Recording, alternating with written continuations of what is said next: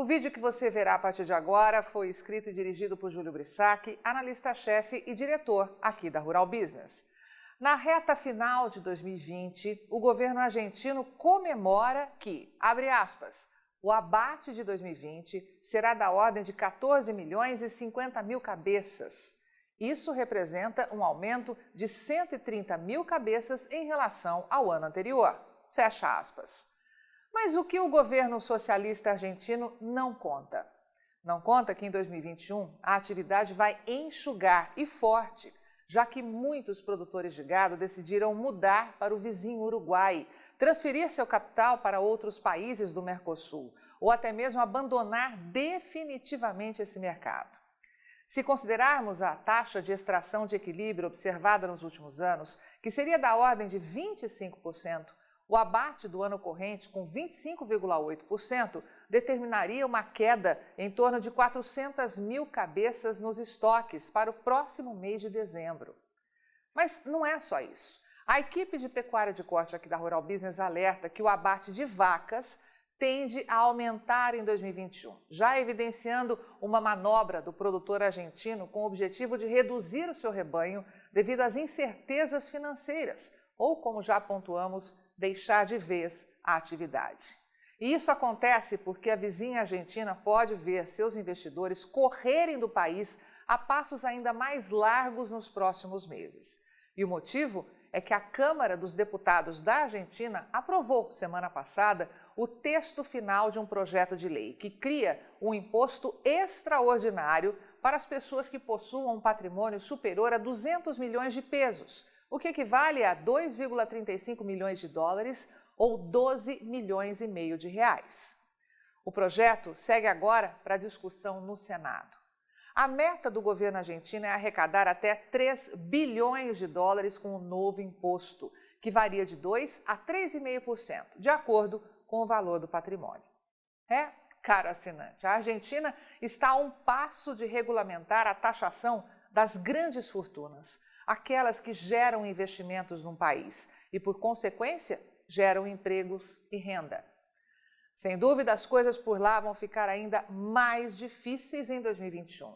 A debandada do capital será ainda mais rápida, com o empresariado argentino migrando para outros países, como o Brasil, onde até pelo menos as próximas eleições presidenciais pode oferecer um porto seguro para os investimentos.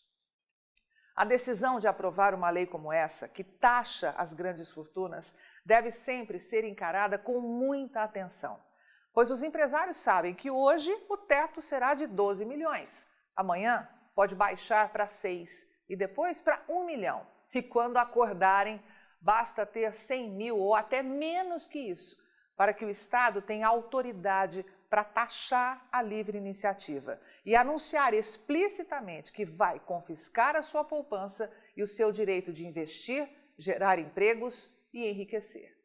E é claro que neste momento entra em campo o exército de comunistas travestidos de socialistas para, em nome do falso manto da luta social, defender que a taxação das grandes fortunas é o caminho para se construir um país mais justo.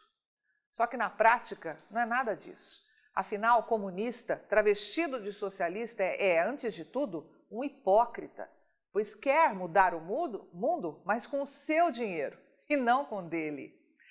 Um caso recente que ilustra muito bem essa afirmação veio do então candidato à presidência dos Estados Unidos pelo Democratas, o senhor Bernie Sanders. Comunista de carteirinha, quando ainda disputava as prévias para tentar ser o candidato do Partido Democrata nas eleições de 2020, Bernie Sanders declarou que bilionários não deveriam existir e que a disparidade de riqueza nos Estados Unidos é um escândalo econômico e moral. O detalhe é que, num passado recente, Sanders dizia que milionários não deveriam existir, mas depois de se tornar um milionário, ele mudou o discurso e passou a falar apenas dos bilionários. Na avaliação de Júlio Brissac, analista-chefe e diretor aqui da Rural Business, o que de fato é necessário taxar, ou na verdade confiscar, é o enriquecimento ilegal daquele que conseguiu chegar aos milhões ou bilhões com métodos ligados à corrupção e tráfico. Porém, taxar os milionários ou bilionários que, por meio do seu trabalho e empreendedorismo, conseguiram chegar lá é de fato um absurdo.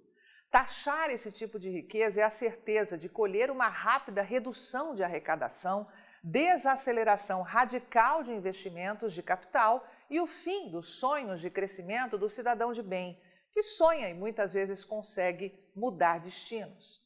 Ou seja, é tudo que um comunista sonha, ver você e suas iniciativas empresariais controladas totalmente pelo Estado. Avante agronegócio do Brasil, só com informação profissional de mercado e com o mercado livre é que vamos sobreviver. E aí, vai ficar sem ter acesso às informações diárias para os mercados de grãos e proteína animal da Rural Business? Acesse agora mesmo ruralbusiness.com.br. Pacotes de informação a partir de R$ 9,90 por mês. Rural Business, o amanhã do agronegócio, hoje.